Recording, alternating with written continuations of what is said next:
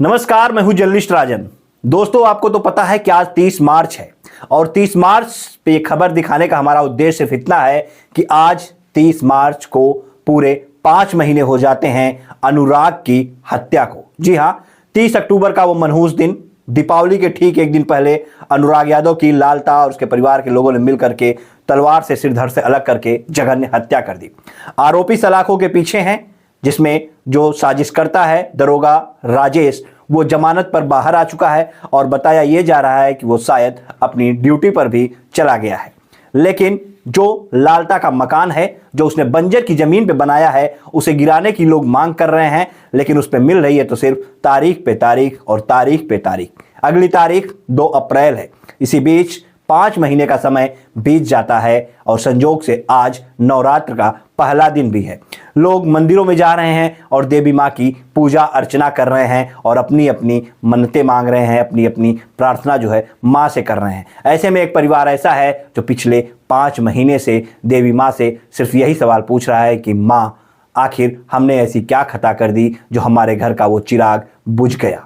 एक माँ है जो रो रही है, जिसके आंखों के आंसू जो है वो सूख गए हैं। लेकिन सवाल यही है कि आखिर देवी माँ, आखिर ऐसी क्या गलती हो गई जो लालता जैसे, रमेश जैसे हत्यारों ने उनके बेटे की जघन्य हत्या कर दी। वो बेटा जो पढ़ने में होनहार था, वो बेटा जो आने वाले समय में न सिर्फ जनपद का बल्कि पूरे प्रदेश का और देश का नाम भी रोशन कर सकता था। ताइक्वांडो का एक बेहतर खिलाड़ी था, लेकिन असमय ही उसे जो है पड़ोसियों ने जमीनी विवाद में जघन्य उसकी हत्या कर डाली। माँ आज भी रो रही है, रो रो कर बुरा हाल है। 5 महीने से परिवार इंसाफ की गुहार लगा रहा है, लेकिन इंसाफ मिल नहीं रहा है। तमाम लोग परिवार के पास पहुंचे, आर्थिक मदद भी की, सांत्वनाएं भी दी कि हाँ, हम आपके साथ खड़े हैं। लेकिन परिवार जो एक मांग कर रहा है कि उस विवाद की जड़ को समाप्त किया जाए, लालता के उस साम्राज्य को ढाया जाए, उस पर बुलडोजर चलाया जाए, लेकिन 5 महीने का समय बीत जाने के बाद भी उस मकान पे बुलडोजर नहीं चल सका।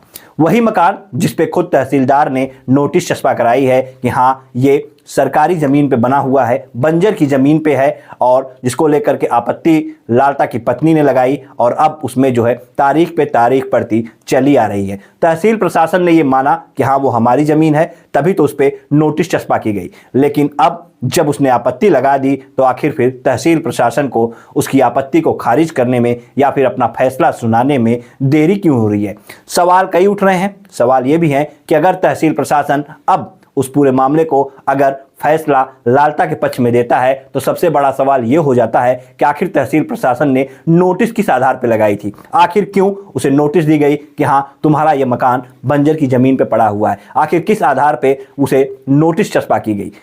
कई सवाल हैं। ऐसे में तहसील प्रशासन को अपना फैसला भी सुनाना है और फैसला लोग यही जरा रहे हैं कि जिस तरह से जो अधिवक्ता है वो भी यही कह रहे हैं कि जिस तरह से तहसील प्रशासन ने जांच करके नोटिस लगाई है तो उस पर जो है सरकार का बुलडोजर चलना तय है और वो जमीन खाली भी होगी। लेकिन 5 महीने का एक लंबा समय बीत जाता है और सिर्फ तारीख पे तारीख मिलते चली आती है, और वो भी उस केस में जो केस कोई साधारण केस नहीं था, जो केस उस दिन से सुर्खियों में बना और आज तक लगातार सुर्खियों में बना हुआ है, जिस पे लगातार हम अपडेट लेकर के आ रहे हैं कि हर दिन क्या कुछ नया हो रहा है, कौन है जो परिवार से मिलने जा रहा है, परिवार कहाँ पे गुहार लगा रहा है, किसके किसके दरबार में परिवार पहुंच रहा है और क्या क्या परिवार को आर्थिक मदद हो रही है, सब कुछ हम आपको दिखा रहे हैं। ऐसे में परिवार के साथ खड़े रहने वाले वीरेंद्र यादव जो प्रधानपति हैं, वो भी जेल चले जाते हैं। आरोप यह है कि वीरेंद्र यादव ने गांव के ही सुभाष यादव की पत्नी के साथ जो है बदसलूकी की, लेकिन उसी में लोग का यह कहना है कि सुभाष यादव ने वीरेंद्र यादव को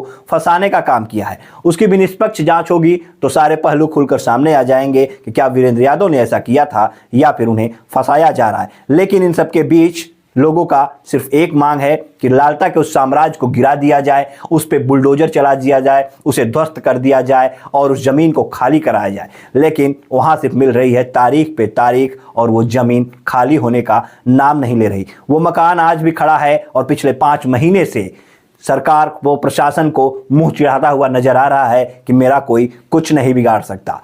आने वाले समय में वहीं पे परिवार के लोग ये कहते हैं कि लालता छूट कर आएगा, उसके परिवार के लोग छूट कर आएंगे और वहीं पे रहेंगे, फिर से वहीं पे रहेंगे और फिर से किसी घटना को अंजाम देंगे। ऐसे में लोग ये कयास अब लगा रहे हैं कि शायद कोई इंसाफ नहीं मिले, परिवार को कोई न्याय न मिले, क्योंकि एक तारीख पे तारीख पड़ती चली जा रही है और लोग लगातार कमेंट भी कर रहे हैं कि उम्मीदें टूट गई हैं। परिवार का भी हौसला इस बीच टूट गया था, परिवार भी एकदम उदास हो गया कि हाँ, हमें सिर्फ तारीख पे तारीख मिल रही है और ऐसे में आज 30 मार्च की तारीख आ जाती है और आज पूरे 5 महीने हो जाते हैं अनुराग की जघन्य हत्या हुए। लेकिन 5 महीने में जो हमारा सिस्टम है वो न्याय नहीं दिला पाता। 5 महीने में तहसीलदार अपनी सरकारी ज़मीन को खाली नहीं करा पाते।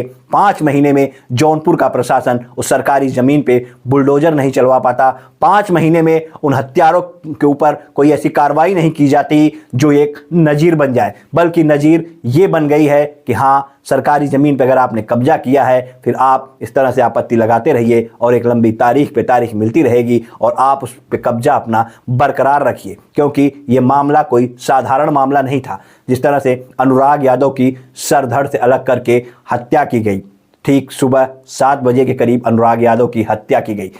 सोचिए जरा, वो माँ कैसे अपने बेटे को उस समय देखी होगी जो चंद सेकंड पहले उसकी आंखों के सामने से वहां पे जाता है और फिर उसका सर जो है वो कटा हुआ माँ के पैरों में गिरा रहता है। वो मंजर जिसने देखा वो रो पड़ा। माँ आज भी जब उस चीज़ को याद करती है तो उसका कलेजा फट जाता है, लेकिन खुद को कठोर करते हुए, अपने बेटियों के भविष्य को देखते हुए वो हर काम कर रही है और परिवार को संभाल कर लेकर चल रही है। और उसे उम्मीद इस प्रशासन पर लगी है, इस सरकार पर लगी है कि शायद उसे इंसाफ मिल जाए। कोई उनका बेटा तो नहीं लौटा सकता, लेकिन उन हत्यारों के घर पे बुलडोजर चल जाए और उन्हें फांसी की सज़ा हो जाए तो शायद उनको भी जो है कुछ उनके जख्मों पे मरहम लगेगी। लेकिन मरहम नहीं लग पा रहा है, सिर्फ मिल रही है तारीख पे तारीख। ऐसे में आज जो है 30 मार्च हो गई और कल 31 हो जाएगी और उसके बाद फिर 1 अप्रैल, फिर 2 अप्रैल, यानी 2 दिन बाद फिर वही तारीख है जिस पे एक अहम फैसला आना है अनुराग के हत्यारों के घर को लेकर के। क्या 2 तारीख को तहसीलदार अपनी सरकारी ज़मीन को खाली कराने के लिए कोई आदेश दे पाएंगे? क्या 2 तारीख को लालता के उस घर को गिराने का कोई आदेश जो है वो सुरक्षित रखा जाएगा? क्या 2 तारीख को फाइनल बहस हो जाएगी लालता के उस मकान को लेकर के, उस सरकारी ज़मीन पर कब्जे को लेकर के? क्या 2 तारीख को लालता के उस मकान पर बुलडोजर चलाने का कोई आदेश होगा? क्या होगा 2 तारीख को? ये सबकी निगाहें टिकी हैं और हम भी उसी उम्मीद में हैं कि 2 तारीख को शायद फैसला आ जाए, अंतिम बहस हो जाए और फैसला न आए तो फैसला शायद सुरक्षित ही रख लिया जाए। लेकिन 2 तारीख पे निगाहें टिकी हैं और 2 तारीख को जो भी होगा वो हम आपको सबसे पहले दिखाने का काम करेंगे।